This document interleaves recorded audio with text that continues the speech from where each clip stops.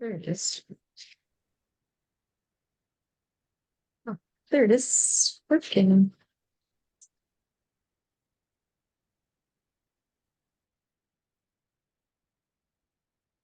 Hello. Oh, Hi, Katie. Hi, Megan. oh my gosh, I just ran in from, for those of you who are in RPM, Kristen Ryan, who's in RPM, is she just landed in Austin and is driving to San Antonio. And so we had a little meetup. Hold on just a second.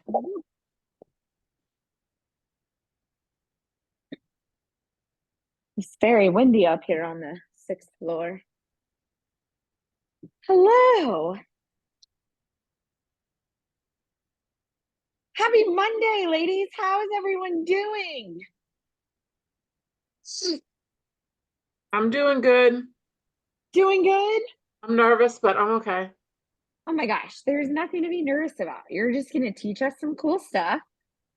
Some of us are going to have questions, and it's going to be great. Oh, goodness. I don't know about everybody, but I am in the middle of what I feel like is the calm before the storm. So tomorrow we're driving to Dallas. Everyone will appreciate this. We're going to Dallas because I'm going to 4 conferences in the next 2.5 weeks or 3 weeks. And I've got to get my hair colored, and I don't have a colorist in Austin. I'm not like ready. We're not moving permanently, so I'm not ready to find a new colorist. So I'm going there, and then Wednesday flying to Orlando, and we'll be there for Fun Launch Live, and then for Squad Up, and then come back to Austin and going to sales and negotiation, and then raising private money. It is just so much, and I'm like, oh my gosh, by the time I get home on April 27th, I feel like my brain is going to be mush. Going to be mush. So tell me. Sandra says same, same. Sandra, you're going to Fun Launch and Squad Up? Yeah? Yes, and Yeah. I'm literally having to pack and everything and Yeah. organize. It's crazy. Lady, I have not packed. I only have like 1/10 of my closet with me. Everything's in storage back in Dallas. Yeah, no, I haven't even done laundry. I've got to do that later. Megan is driving from Iowa to Orlando. Megan, I almost died when Oh my I saw God. that. How long is What? that going to take? I was How gonna long will fill that take? in. It's about a little over 20 hours.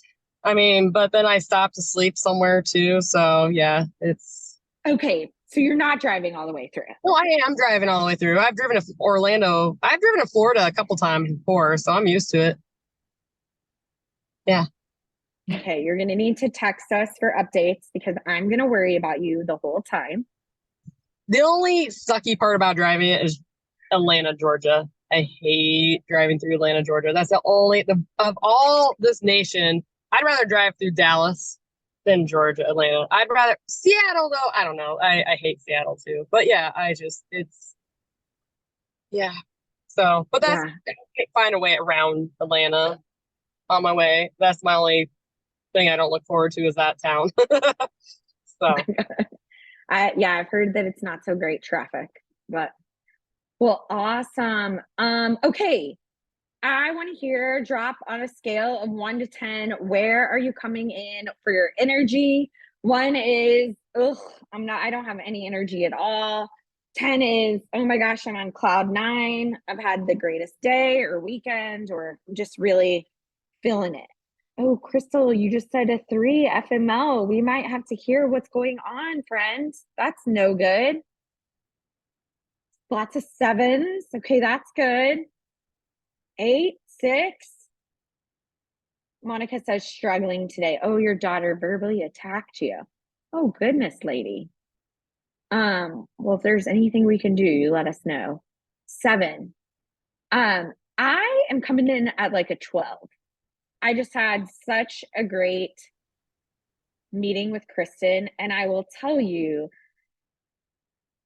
being in person with other women who are in real estate who get it is like as much as I'm thinking the next few weeks are going to be crazy, I'm also so fired up because I know I'm going to get to see so many of you, meet so many of you for the first time. And I don't know about y'all, but one of the things that I struggle with is that as I've gotten into this, as I have, you know, really dug into my real estate investing business and what I'm trying to do and where I'm trying to go, you know, relationships change. And sometimes there are people in my life who really don't get it. They don't understand why I'm spending time doing this. They don't understand, you know, a lot of things about the decisions that I'm making to grow my real estate investing business. And I don't know about y'all, but it's just so nice to be with people who are like, I actually understand. I actually get it.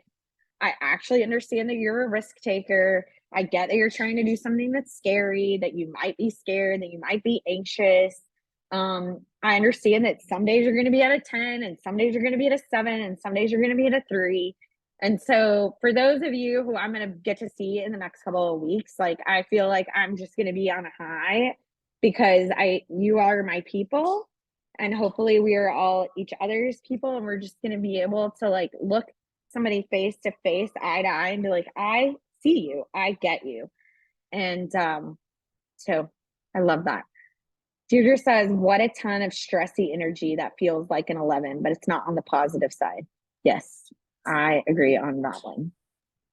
All right. So as everyone we're just in the middle of conference season. Some people are at conferences right now, next week, the next week. It is a little insane, crazy. And so because of that, a little small group, that is totally okay. I want to catch y'all up for those of you who are in sub 2. I don't know if I'm going to be able to get to post anymore about the group, but I'm still working with them. So I appreciate whoever gave me information and advice last week. I really appreciate that. I am going to send emails though with the link. The link is always the same. I have tried to figure out how to download an event and save an event. I've tried so many different things. There's one service, but I have to pay for it. And I don't really want to pay for it yet because I need to figure out how many women are actually coming and showing up and all of those things. I mean, I think it's only like 40, 50 bucks a month, but if we can get away with not sending it, I would prefer to do that. Yes, Mercury is in retrograde. It'll be ending soon. Thank goodness. The eclipse, the retrograde, all the things. Tonight, I have asked Sandra Loughlin, Sandra, if she will be our guest. Sandra's experience in this world of real estate runs so deep. She has worked as an appraiser, worked for appraisers, did all of that for a number of years. Since she's only 25, I'm going to tell you it's been like 3 years, but she'll be able to tell you if she wants to divulge more.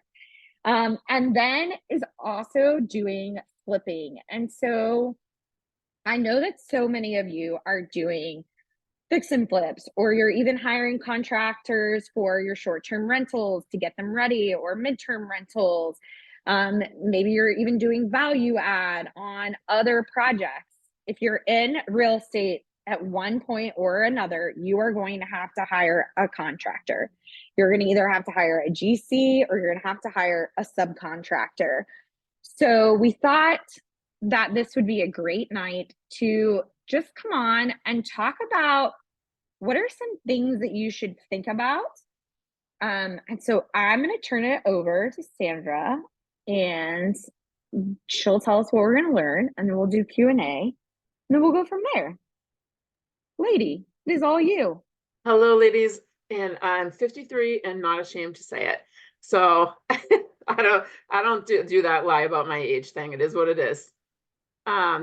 So I've been a real estate appraiser for almost 30 years, and the flipping is reasonably new to me, but I feel like I've had some stuff fall apart and learned from it, and then I've had some positive things too. So the first thing I would say like that's important is where your contractors are coming from. So you can ask friends and colleagues, obviously. I would not hire somebody without a recommendation to do one screw in my home. So certainly when it comes to my business, I would want to make sure that people were vetted properly. And if colleagues and friends are good. There's also Facebook groups that are for real estate, as I'm sure all of us are part of. Those are good places to find them too. I think that for me, when I first was doing it, I'm on a Facebook page for moms in my community, and it's where I found a ton of my contractors because so I would just put in, if I went in the search bar, electrician, and if in my own community, which is small, if there were 6 mothers that somebody's name was on there 6 times, I'm like, if these women feel safe with these people in their home around their children, they felt like they did a good job, they showed up, the pricing was right, all of that, that's good enough for me. So I think that's a good place. Even your town Facebook page doesn't have to be moms, but your town one, a local town. So if you're doing a property in Tampa, just pop on the Tampa community page. You're getting local people so that they know the ins and outs with the building inspectors and those kind of things. That's super helpful too. Local Chamber of Commerce, they have good recommendation. Condo complexes always give their property owners a list. I live in a condo complex, I always get a list once a year. Here's who the community is recommending. And same thing with realtors. Realtors usually have lists that they'll give to clients as well. So those are all really good resources for finding subs. I would also, if I was starting new, I would interview 6 to 12 contractors in every category because you want pricing, you want vibes, you also like to have only one sub in each category. You can get into trouble if somebody has a wife that gets sick in the middle of a project, who's going to come in and finish this. So I would make sure you have a couple of people you can trust. Skills and talent obviously are important. Price is important. Reliability, people who can communicate properly with you, and people you feel safe around is important too. So that's like my number one of who and where. Then I would also, if you're getting recommendations from family and friends, always think of like who is giving it to you, because we all have people in our lives that we trust with certain things, but maybe not others. Like maybe you have a friend who you'd be like, oh, she would be great to like ask something about business, but I want to leave my kids with her, so like you have to know who you're asking and if they align with you in that like one particular thing you're thinking. So would we pick the same kind of person to work with us?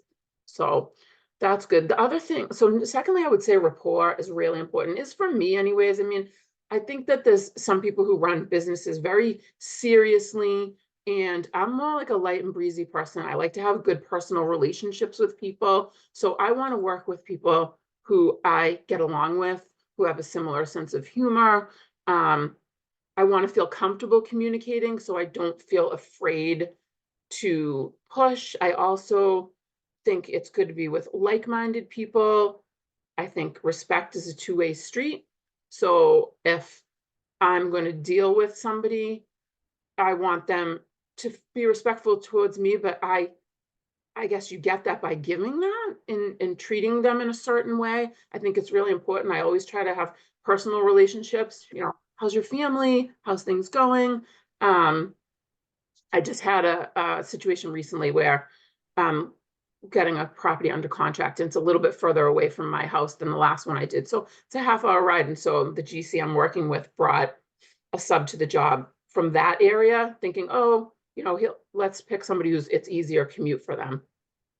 And after I met him at the house, was kind of grumpy. I'm like, strike one. And I reached out to him like a day later and texted him, do you have the quote? And he didn't respond to me. And then my GC called me and said, oh, I heard from him. He said this. And I'm thinking, you don't work for him. You work for me. So I'm not going to deal with somebody out of the gate who won't even text me back. So I don't care if he's the most skilled, best prices, like that's not going to work for me. So communication and somebody that will communicate with you is super important. All right, I'm gonna flip my next notes. Oh, this is another thing. When you're running a project, even so, what I try to do is I call him my GC, but I GC the job, so he's really my carpenter. We'll use his license and insurance to get the permit, and you can't get a permit for a full rehab if you are an LLC where I live. So you need if you're going to go in and just do some cosmetics like bathroom stuff, they'll immediately ask you, are you going to live in this property? Or are you selling it? And if they find out, it's a little weird here. So you do, even if you're going to GC it yourself, if you're not, I don't have a GC license. So if I want to GC the property myself, I still need someone who's got that designation to apply for the permit for me. But even if you're in my situation though, you still have to show up at the job. Like you can't be like, oh, I have a GC to run this and think everything's going to go smoothly. You have to be there. You have to check in. And I'll tell you, this last project I did, we ended up firing the GC. He didn't show up day of demo. And the first floor, we were only taking down a ceiling in the kitchen. And he took down every ceiling in the first floor, this was a demo guy, to every ceiling on the first floor, took down a wall he wasn't supposed to, took down every bit of strapping. So in Massachusetts, I'm not sure if every state is like this, but whatever you expose has to be brought up to code. So if you expose wires in one room, you only bring it up to code. So we had to do every bit of insulation, every bit of plumbing, every bit of electrical, like completely changed the scope of work in the entire house. So I will never not be at a job when the demo is getting done. He should have been there. And I said to him, all you had to do was say to me, I can't be there. You cannot over the phone say to somebody, take this and take this. So I will never not be at a project when demo is being done because it changed everything. He was fired for that. And, but I can't stress enough the importance of showing up so that the workers know that you're keeping an eye, but also that it helps with that rapport thing. It helps you keep your finger on the pulse of things and also circumvent a domino effect, because mistakes are going to get made on projects. It's going to happen. Little things, not that level, could have been avoided. So that was a big learning lesson for me, to make sure that there are certain junctures where you want to be on site.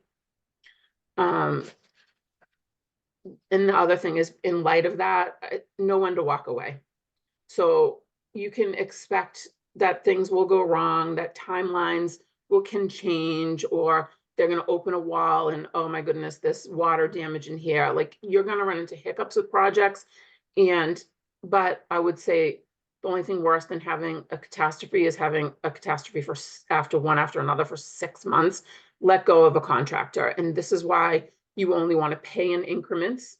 You don't want to be paying half of the job a quarter of the way in. You're a quarter of the way in, pay a quarter of the contract. You can, some contractors will like set up a payment schedule. First payment is due this, second payment is due after this much work, third is after this. Sometimes they're a little more loose with it, so they'll ask for some money, and then you can gauge what you're comfortable paying. But don't overpay unless you're buying supplies. That's it. That's the only thing I would pre-buy. Like, if you want to start rough plumbing, you need certain valves for them to just even start the project. That's okay, to go spend that demo. There's certain things you have to pay up front, but you have to be ready at any time to replace a contractor. And so what you don't want to do, they're not going to give you money back. So make sure that you don't pay more than what they've done for work. Katie asked me to talk about the biggest challenge. For me, where I live, everyone's busy. It's like, if we're doing these 30-day close, cash offer, all of this stuff, are your contractors ready to go in 30 days? I talked to half a dozen a month ago when I had like 3 projects I was looking at once, and almost all of them said, I'm not starting anything for at least 3 months. So that's one of the bigger challenges. And I think you also have to, because of that, make sure that you're not their only job. So they say they're coming every day this week, and they're there 2.5 days, and they have to pull their guys because somebody else has a roof that's leaking. These things happen every single time. They happen like almost every couple of weeks. There's a day somebody has to leave early or has to, something didn't come in, the tile didn't come in on time. So you really have to be flexible. I mean, obviously you don't want a project that's supposed to be 6 months to run 18 months, but you have to be realistic that, the subs can only do so much. They've got other things going on too. A typical GC fee, if you're hiring a GC to run a contract, is 10 to 20% of the rehab. That's pretty standard. My GC doesn't charge me that because I run all the other subs, so he doesn't have to. Some GCs will let you do that, some won't. It just depends on who you're working with. It's part of the job I like, so I just want to do it, and I'm going to show up anyway, so I might as well not burn the money.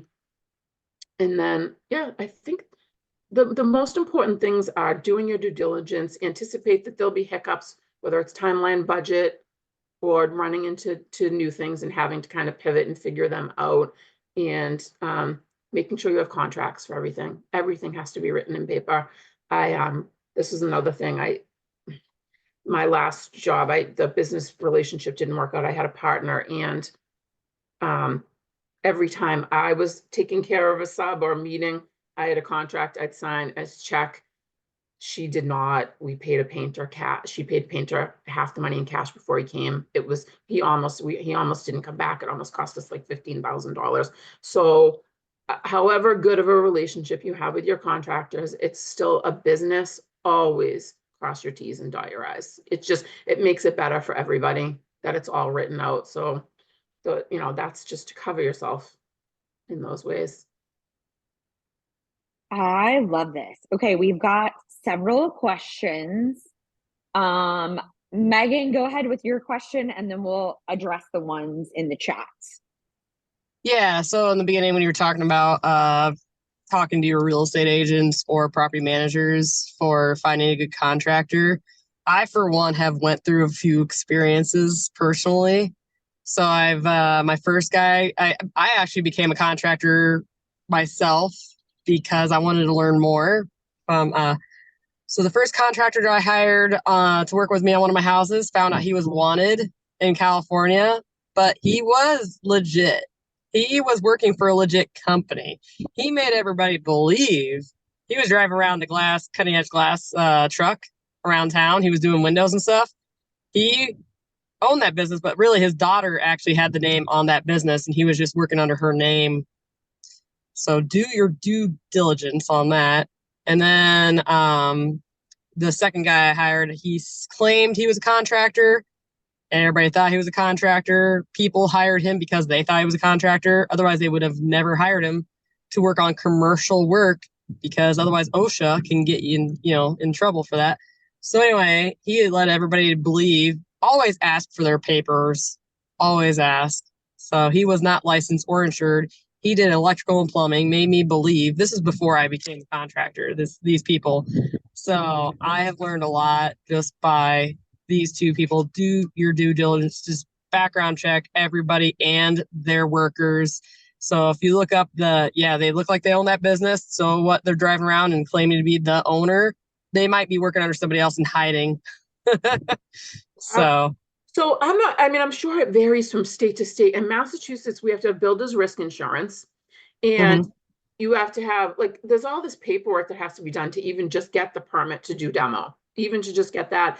And you have to have the license as a contractor through the state of Massachusetts, and you have to have your insurance policy. And then on top of it, there's builder's risk insurance policy, but it definitely wouldn't cover you for the guys working for them, though. It would only really have builders. We don't have that risk insurance. Don't. No. So in Texas, to become a general contractor, I believe you apply for something and it's $35. There's no such thing as licenses for GCs down here. Anybody can become one. Yep, same but here. You should ask.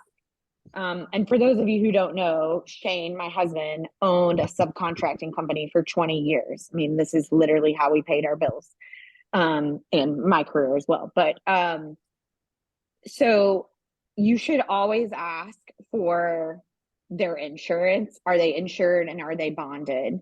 And if they're not, then personally, I would find somebody else. But like, you know, Sandra, you had said a minute ago about, and I think this also gets to Monica's questions about a general contractor. There's a difference in you hiring a general contractor and them hiring the subs and then paying the subs and you Mhm. only pay the general contractor, and you having someone who maybe is like what Sandra does, like who's their GC, you use his license, but then the subcontractor works for you. So like Shane, when he owned his business, he worked mostly for high-end builders and remodelers. So he's done thousands of flips on the subcontractor side. And same with new builds.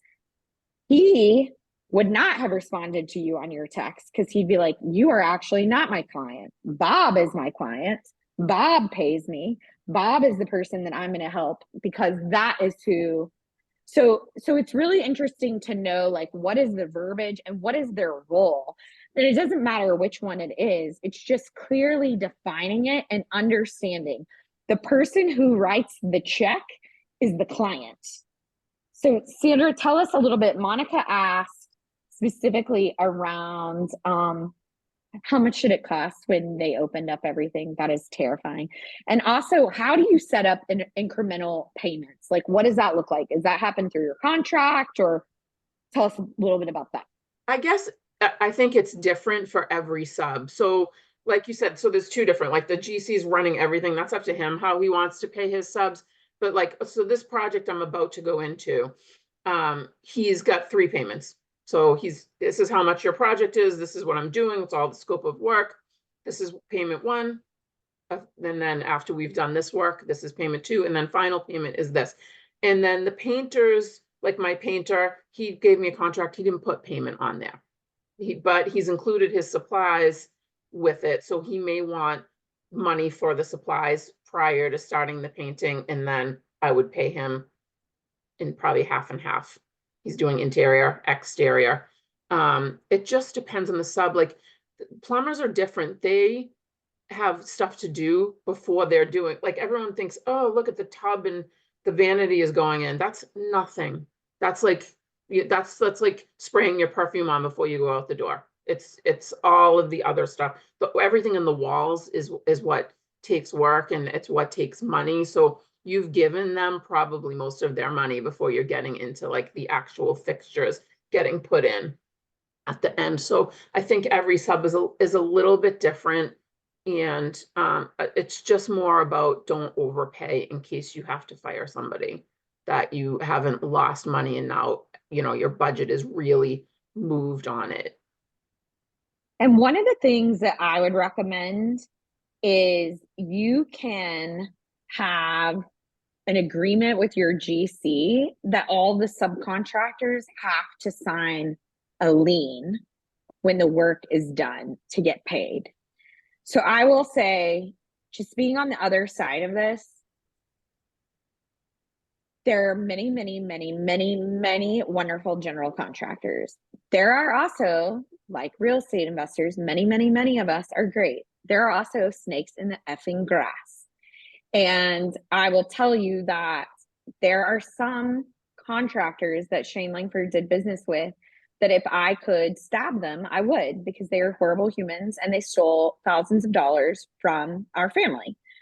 One of the ways, in case you have not heard of this, and you would have to check to make sure it's legal in your state, but there's something called cost plus, and it kind of sounds like what Sandra is talking about, right? So you would get every bill from the subcontractor, you pay that guy directly, and then you pay your contractor the 10 to 20% for managing all of those subs. That's your way to make sure that every single subcontractor gets paid. Because sometimes a GC will take the money, they will not actually pay their subcontractor, and the subcontractor will file liens. We still have liens on properties that Shane did 10 years ago that we will hopefully, when they sell, get paid. So that's something else, is like, how do you minimize your risk? Because especially if you're flipping a house, even if you're keeping the house for short-term or midterm rental, when you go to sell that house, if it has a lien on it, if you went to do a DSCR loan, if it has a lien on it, guess what? You got to pay them. So that's something that we learned, this cost plus, that we do with flips. And then I Yeah. wanted to say one more thing, and I know there's probably questions. Yeah. So we used to laugh, and we had a saying that you can get things in construction good, cheap, and fast, and you can only pick two of them. So if you want it good and cheap, it is not going to be fast.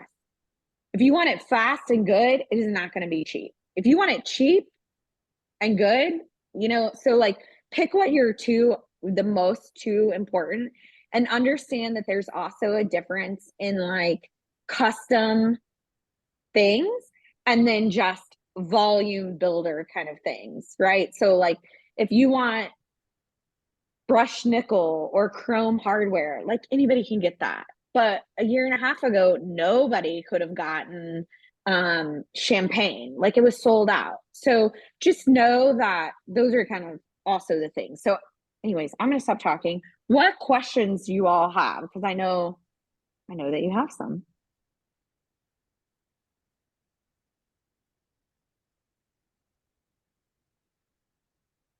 Or if you have any experience on like, hey, this happened to me and it was terrible. I totally, actually, one of my fitness instructor at the downtown gym, she recently ran into that. Her subcontractors put a lien on her house because their contractor bailed on them. And they were known in this town. Like it was a good contractor. They were well known. And they took off. They decided, nope, no more. And they left town. It's like, wow, they can build a reputation. And then all of a sudden just, nope, I'm good. They've got their money. So just lesson learned for her. It happens all the time. Like it was one of the things when I was first interviewing contractors that was repeatedly said of people would say, just be careful, guys walk off the job all the time. Just be careful, just be careful. It happens all the time. And like, I feel like it happens to homeowners when they're renovating a lot. Like they'll have somebody that they just don't know what they're doing. They're not experienced in vetting people. They see pictures online of a kitchen that looks pretty and they don't do the due diligence, and the guys come in and they demo the house and walk away and they have, $30,000 of your money. It happens a lot. It's sad, really, but there are people who just do that. They'll go from town to town and screw people out of money and just keep moving. So it's funny. Shane had a client back in the day. This is before the '08 crash. This guy was building, $1 to $2 million houses. Again, 2008. Was in the parade of homes. Shane did multiple houses for him. Went to prison because he was not paying people. So that definitely happens.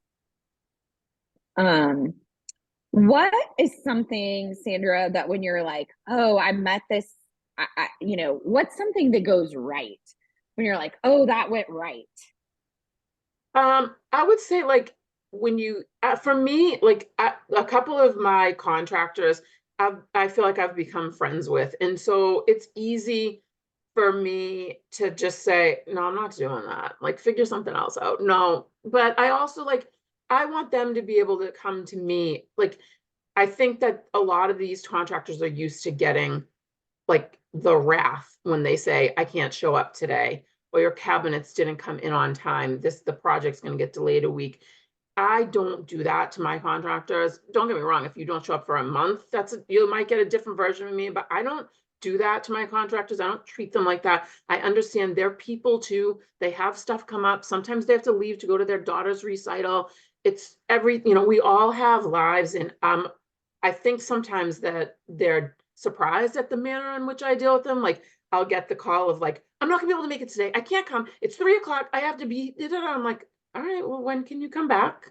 And I just think it works so much better to deal with people like that. And you end up with relationships that everybody is comfortable saying what they need and what they can do. And so I just think when you have people like that working with you, it makes everything better. It makes the project better, it makes the environment better, and it makes you enjoy doing it more. That's just me. I know some people like to keep things all business. I'm not like that. I'm very like chatty and like to get to know people and, what's your wife up to? But that's just me. I think it's nice to put people at ease and feel like they're seen from more than just somebody that comes and swings a hammer in a property that you own. Yeah. First of all, thank you for saying that. Y'all, people used to yell at Shane Langford all the time and like be so hateful. People were so mean to him. And my mama bear would come out and I would just be like, you're a horrible human. One other thing that I wanted to mention, in case, I mean, I would think that this would make sense, but in case you don't know this, right? The more business that you do with a sub or a GC, the more that they can count on the fact that just like, if you had a midterm and it cash flowed, the more business you do with them, if you do 4, 8, 10 flips a year, the better pricing you're going to get. If you're like, I'm only going to flip this one house and I'm never going to call you again, don't ask them for discounted pricing because you're not helping them grow their business.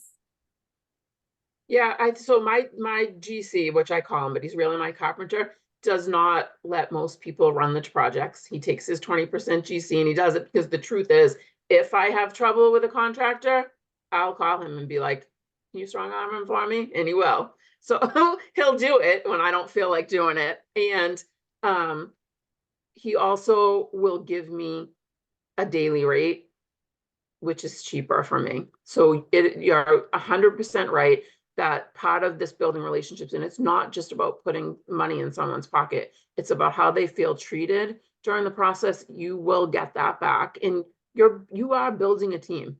You're building a team of people you can rely on and trust, and that comes from how you treat them. It's really that simple. I don't care what you pay somebody. If you treat them like crap, you're just not going to get it back.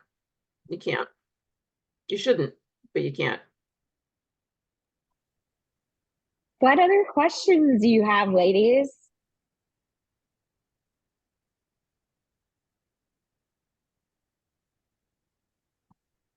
I will just tell one more story and that's it. So when we first became private money partners, we paired up with a contractor that Shane had a relationship with, and he was our GC and we were the lenders, but we were private money partners. We owned part of the deal, and like he was making money off the deal, but he got other clients, and all of a sudden was too busy to do our project. We had like 80 grand in it.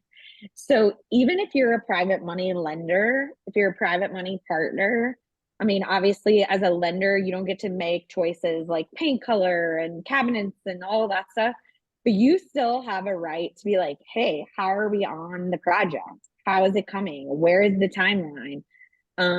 Because again, they will have other clients that come up, and sometimes sometimes you're not going to be number one on their to-do list. Somehow you'll shift down. And so just know that.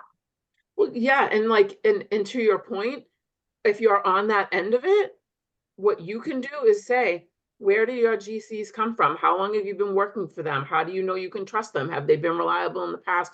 Like that part of it is your piece that you can do too, because that's your due diligence as far as the contractors go. Yeah, and if you're using private money, you should be able to say, here's a list of people that I work with. Here's their bonding. Here's their insurance, right? Here's their builder's risk, like all of those things as well if you're using someone else's money. Yeah. Yeah, my GC said to me, I talked to him this morning and he said, he sent me over one of the contracts and he said, let me know if you want to hop on a 3-way with your money person.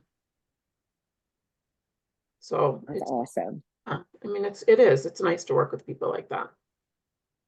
So what is the timing on getting this project up and going? How's it going? It's going good. We close April 26th. It's a big project, but it's like a dream project. It's like there's projects where you just kind of go in and do your typical like shaker cabinets, gray and white counters. This is a 100-year-old Victorian home. I'm actually converting it from a 3-family to a single, which is like, the guy was like, what? I'm like, I know what I'm doing. It's worth more money. It's a big, old, beautiful house in a beautiful community. And so the goal is to kind of maintain the integrity of the era that this house was built, Victorian, with this grand foyer and all of these things, and then modernize the kitchen, the baths. There's a wet bar going in with the bar and lighting and shelving, and there will be a sitting area on every floor, and it's going to be a good project. How many square feet? It's about 3,000 square feet. Oh, it's going to be stunning. Yeah, it's good. It's a good house. There's a lot of parts of it that really, the wood floors are gleaming and the walls are in good shape. It just needs somebody to come in and dress it up. And so when you were saying earlier about, writing up a contract and being clear of what you need, the last flip I did, it was a starter home. It was only 1,300 square feet, very small. And so we just went in and did basic things, that I said to him, when you do my budget, do not give me white shaker cabinets and white subway tiles. I cannot do this in this house at a $2 million asking price. So, it'll be a little more care and materials and what goes with the style of the home. And I just want to piggyback on that, Sandra, because that is super important that when you are doing all of the beginning work. Because let's say that Sandra had the bids go out and they bid it for white and gray box. And then she gets into it and she goes to order her cabinets. And the cabinet guy is like, okay, we have said it's going to be $12,000 for this house. And she's like, no, I'm putting walnut, high end, scrolly. I don't know what you're doing, but I just made that up. Yeah. And then all of a sudden, that's not $12,000 budget. That's a $37,000 budget. Now you have a change order. So now not only are you going to pay more for the increase, but they have to go back and change it. So they're going to charge you for that. So a lot of people don't know when they first get in. When you change things, it's a change order.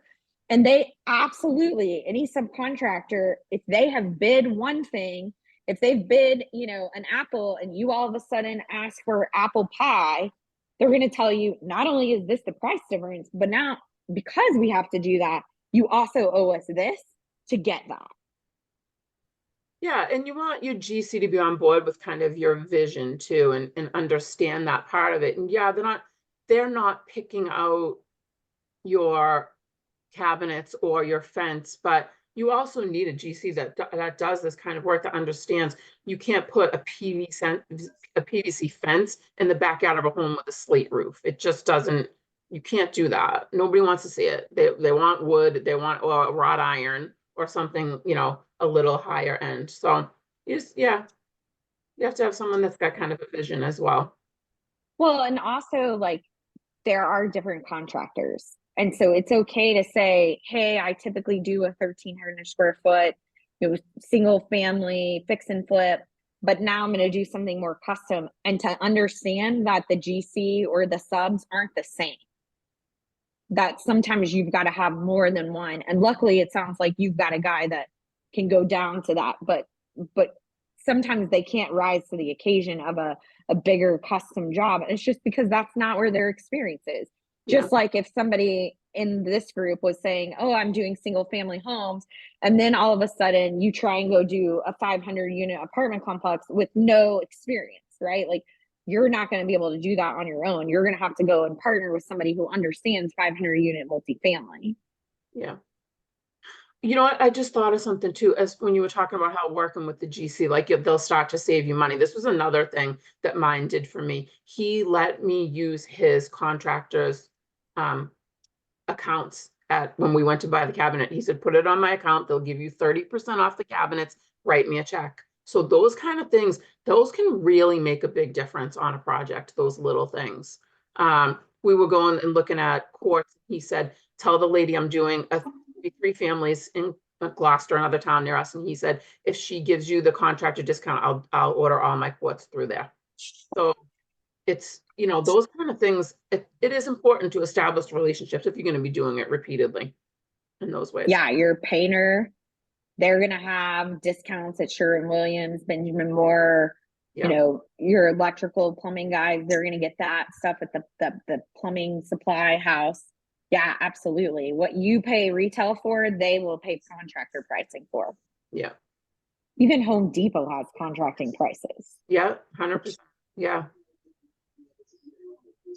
Awesome. Any other thoughts or questions? I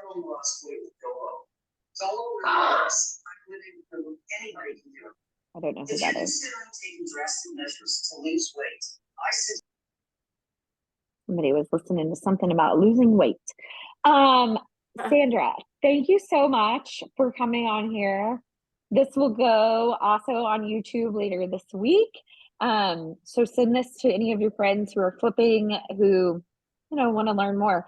And again, even if you're not flipping, if you're doing anything in real estate, you will hire a contractor if you haven't already.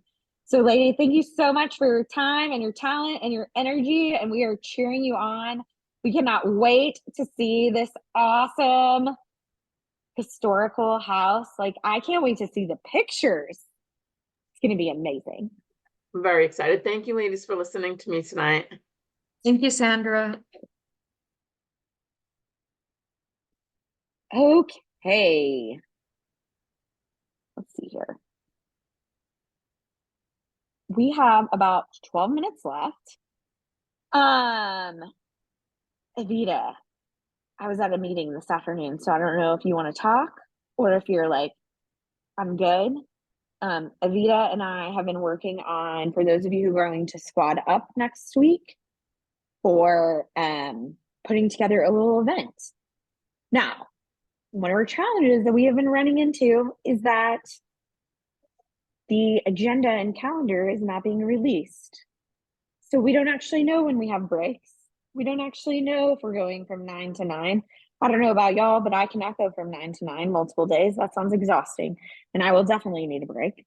So Evita, do you want to jump on and just kind of give us any lowdown, even if you don't have one, then you can let me do that too. I'm like, yeah, like there's not too much to share. I'm like, as she said, we're just trying to kind of narrow down what would work for everybody. And I know there's obviously multiple events. So we're trying to be courteous too of not even just Squad Up Summit, but those of you that are in town for different events, making sure that people can actually have access to this.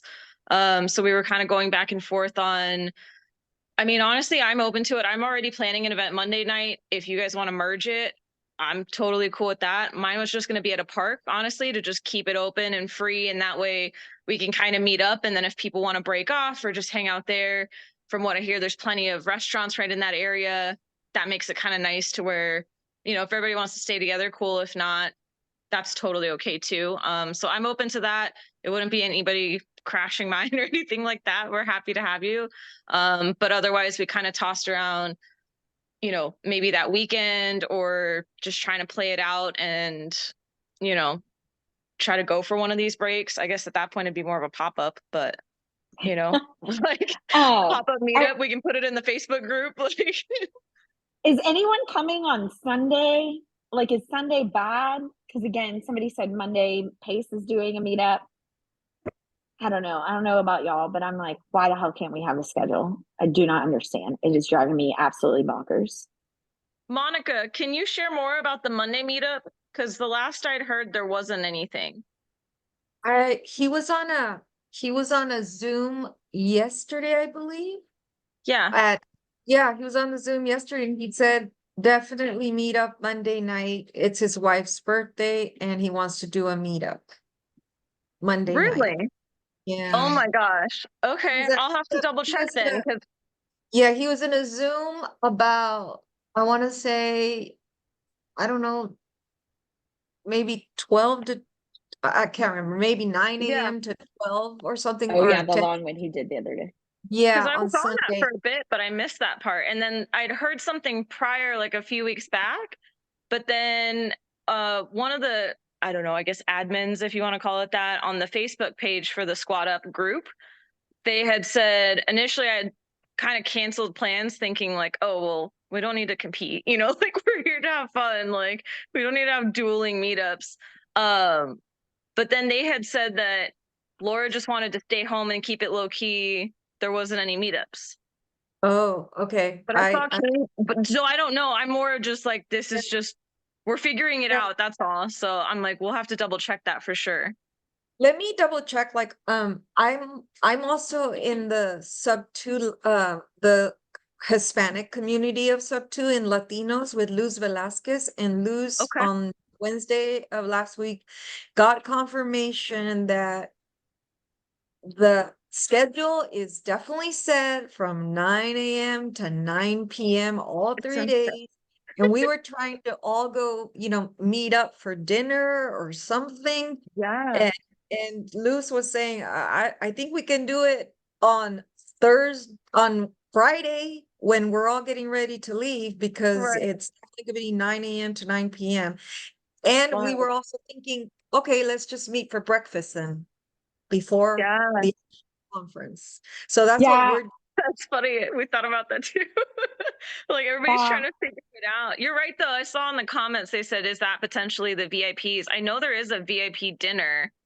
I'm wondering if this is the same or something if this is a separate activity. I can definitely reach out to Luz. Luz has, Sure. she's I'll ask her tonight. Maybe I'll have a response, and I'll email Katie, and Katie can kind of send out an email to all of us. Yeah. Yeah, That would be awesome. absolutely. The other thing we could do is we could do a Thursday night, or like Megan just said, Friday morning. I fly out Friday, but I think at like 5 o'clock. Me too. I fly out Friday around 3. It's like later in the day because I figured that I might want to do something. So maybe, Avita, maybe we try and do something Friday morning, and we just say we're gonna wait until afterwards. And I mean, here's the other thing. I don't know if Anastasia is still on here. Listen, I agree. Sandra's just said, how does somebody have that stamina? Like, I'm gonna need breaks, you guys. well, like I thought about Anastasia, and I don't think she's going, but like she's breastfeeding. Like, I'm sorry, I'm gonna need a break in those 12 hours because I'm gonna have to go pump. Like, there are things that people need to naturally know, like, when can I do this? When can I do that?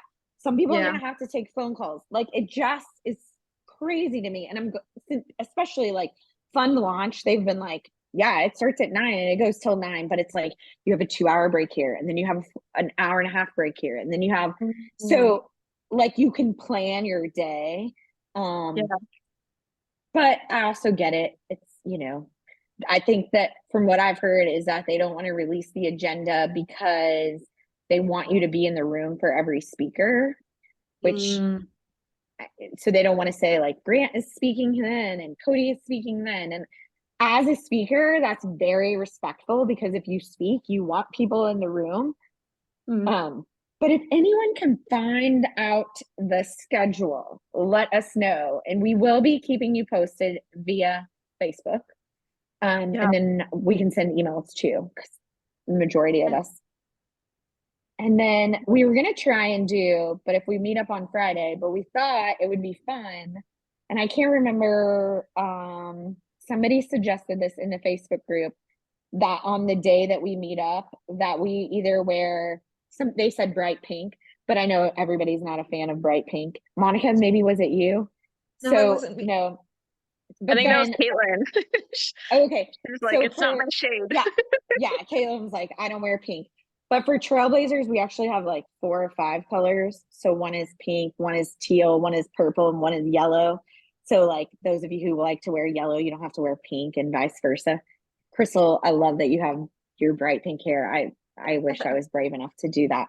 But we thought it would be fun. So if you want to do that and wear some brightly colored badass, bright pink, bright teal, any shade of purple or any shade of yellow, like that would be cool. And if we do wind up having something during the week before Friday, we'll let you know. But we just thought that would be cool in pictures and stuff. So. And just to find people for everybody to link up. Yes. And Avita, thank you so much for taking this on. I really appreciate it. And the other cool thing is that Avita and I started brainstorming other things that we're going to do for Trailblazers as far as in-person events. I was reading something this weekend about how much people desire in person, like how big it is a need, and that people are actually feeling lonelier now than they've ever felt in modern human history. And so we are coming up with a couple of ideas, but one idea that we have had is a dinner series.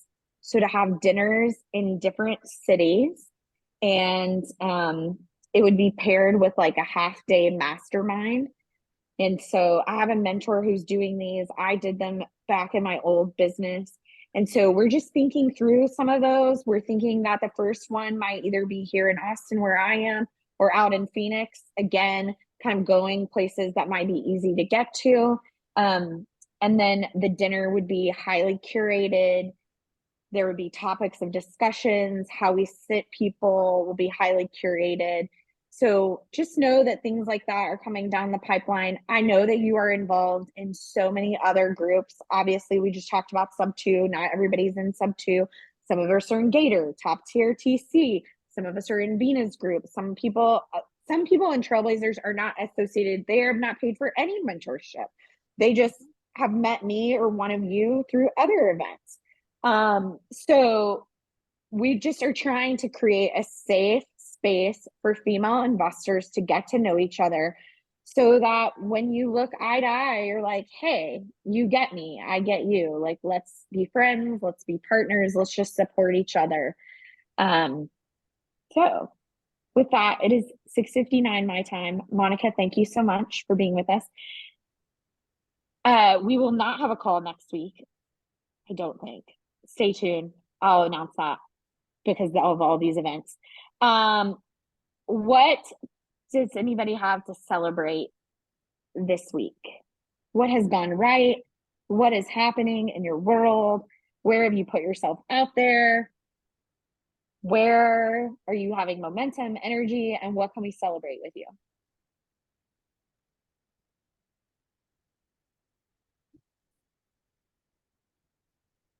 Go for it, Megan. All right. So I was a little worried about being able to go to the event because he had emailed me back about my serves and like, so do we have somebody lined up or what do I do here? You know, I didn't get a reply. I'm like, am I okay to go? He said, well, you can just do as much as you can up until you feel like you're able to go and then just complete them when you come back. And I'm like, okay, cool. I don't get to lose any of my serves while I'm doing this. But then I'm like, I was hoping to leave a little earlier, but hey, that worked out, you know, just perfect. So yeah. I love that. Megan's going to be serving people with lawsuits on the way in and on the way out. Yep. Well, that's awesome, Megan. Who else? If someone says to me, are you a multitasker? Yeah, what do you do? I just arrest people, whatever else I'm doing. I just add in arresting people. Right. I mean, I feel like while you're serving people, you could also do other things. I don't know what that looks like yet, but we'll brainstorm next week. What else? Anybody?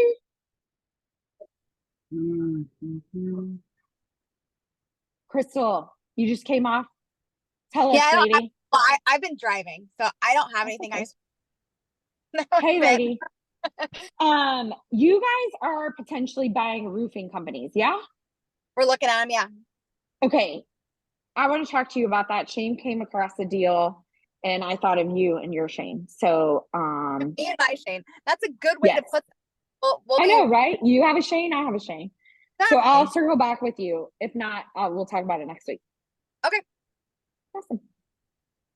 Evangelina, did you want to say something, lady? I do. Can you guys hear me? Yeah. Yay! Great. I just applied and helped 6 people apply for grants. And that is what I desired to do for many, many, many years. And today was my first time I completed and submitted a grant. I want to do one every day. Lady, tell me more about this grant. What is it for? It's a startup. It's a startup female startup, and I put everybody's information that I had on my contact list because so I have a lot of females, and then I do the other part as well. Try to make sure that we resubmit all the required documents because I'm a bookkeeper, accountant, crazy lady, likes paper. Yeah. Submit everything, and this was really super cool because if they get one and I don't, I also get one with this particular grant. So Very I cool. submitted 6 names, so I have 6 chances, including mine, to receive $3,750. And who's the grant through? Oh, it's with Galaxy. I have it written down because I'm keeping track of all the ones that I'm doing it. And it's a Galaxy grant. It's real simple. You submit your name, your email, your name, your what else? Your female, male, or not disclosed, a startup, and your zip code and who referred you, and then you push enter. It's really kind of cool. Well, lady, congratulations. Way to go. Way to put yourself out there. And I would love to learn more about what you're doing, because I will say, if you ever want to do any nonprofit grants, this was a could refer nonprofit you. group, but what I wanted to do is actually start. I've been wanting to do this forever, so you know what? Let's just do it. Is to help search for grants and then execute them, but also the more importantly is the recording and submitting the documents back to the grant company. Otherwise, you won't be able to get any more grants. You'll be banned forever. So we don't want that. So I did. Are you setting this up as a business? I think I want. I want to. I want to kind of. Right now, I'm just kind of throwing myself out there. I want to work with them because I used to work for the state of California for almost 28 years. So I'm familiar with a lot of the legal stuff. I'm not afraid to address all that. So I'm pretty good with organization. That's kind of my hero. Lady, there is a whole business model that you can create around this. This is awesome. Congrats. Yay. Keep us posted. I will. And I want anybody who needs help. I'm not charging anything. I haven't started my business, so it's kind of getting, off the ground. We're going to talk about that because we as women need to start charging each other. We're not all running nonprofits here. We got bills to pay and impact to make. This is just the beginning. So these are what you call your pro bono clients. While you are testing, you're beta testing your model. Yes. And then you'll roll it out. Megan, what were you going to say, lady? Are these grants like anywhere in the nation or California specific or? No. They're no, it's a nonprofit groups called, let me see, hold on, I'm sure get it right. Galaxy grant. I can take a picture of it and send it to you, hon, Katie. Would that be okay? You can send it to me. You can send it directly to Megan. Okay, great. Okay. And then it's real simple. It's a startup, meaning you can use that to purchase your web page or whatever equipment that most people need, new computers, but we want to make sure we keep track of that. Megan, you're on mute. Am I on mute? No, Megan's on mute. I think she was trying to say a website. Yeah. But no, I feel like that would be great for starting up like even handy capable tiny homes. Yes. Yeah. Anything that would get you to get you started, obviously like a web page, your cards, a new computer. This could get you started. Yeah. 3,000. Evangelina, we should talk about this because there might be a whole thing that we can do. Women don't realize that there's money out there because we think grants, we think nonprofit, like, I have to be a nonprofit to receive it. There are a lot of pitch competitions. There are a lot of grants for women-owned startups, and there's tons of money out there. Yeah. Fascinating. And this one is specifically for women startups. So anywhere in the 50 states. So this was the simplest one that I've done, but I'm learning, to try to get keep us posted. This sounds awesome. So yeah, I did I did it today. I was so excited. I love it. Yeah, Irma, so- tell us what's happening, lady.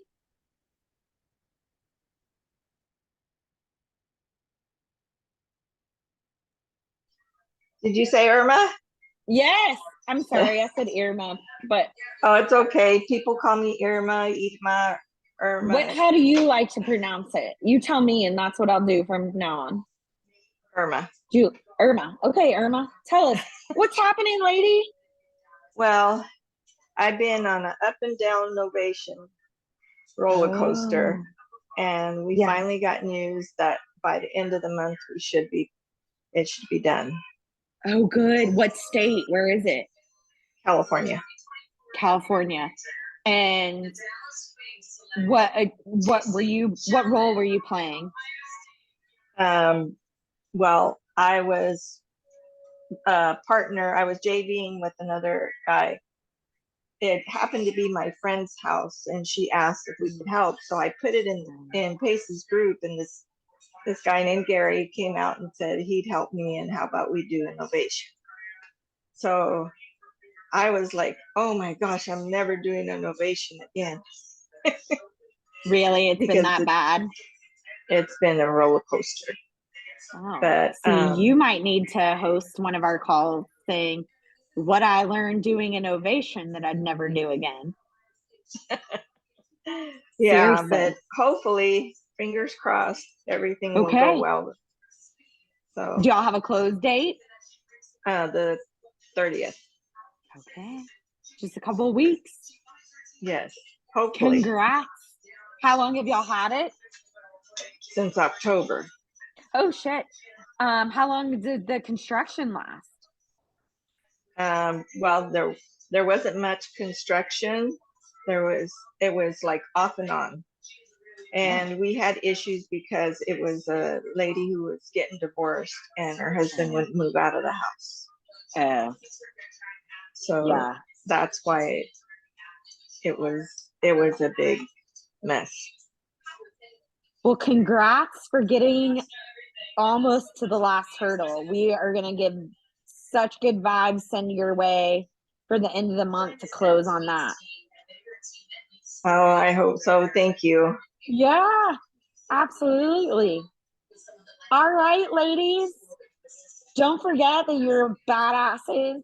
Don't forget that no matter what comes your way this week, you can handle it. If you need help, jump in the Facebook group, reach out. I will tell you, I get to hear stories. Just the other day on Sunday, I was watching the Masters and I'm getting texts from a woman, and she is doing a deal with a woman that she met in Trailblazers. It made me so excited. So I know that you all are figuring out ways to support each other and work with each other. Of course, remember that you need to do your own due diligence. And just because somebody shows up on our calls every week doesn't necessarily mean that you don't need to put everybody through the ringer and understand who they are. Just, remember that. But I cannot wait to see so many of you in person over the next few weeks at all of the different conferences that I'm going to be at. If you are traveling to one, super safe and successful travels. Megan, super safe and successful driving. I'm not kidding when I tell you that I'm going to make you text me, because 20 hours, that makes me nervous. I'm already sweating for you for that long to be in the car. I am so used to driving. I have driven to the Carolinas over and over, Texas, New Orleans for that bigger pockets. Washington State, Oregon State. I've been all over. I love it. I love it. And thanks for helping the Iowa lady. Yeah. Go ahead. One more thing. When you apply for the Galaxy, at the very bottom, you have a reference. So what that means, if one person gets it in the group that you have referenced and you don't get it, you also get it because of the reference. So you want to make sure you put somebody in there. So that's why I put my name on all of them. So that'll be a case where two people can get it at the same time. That's fantastic. I've not heard of that organization, but that's so cool. Me neither. But yeah, I'm glad I met him. So there you go. More in there. They have money sitting there that they have to give out. So yes, exactly. All right, ladies. I'm gonna go do laundry so I can pack, so I can head to Orlando with a quick stop to Dallas tomorrow. Have an amazing week. I hope something really, really cool happens to you this week. I'm putting that out there for each of you. And I can't wait to hear what it is. We will see you maybe next Monday, maybe not. Stay tuned. We'll let you know further. Bye. Thanks, Sandra, for presenting tonight. 2 weeks we get to hug each other. I can't wait. Getting close. Okay. Bye, ladies.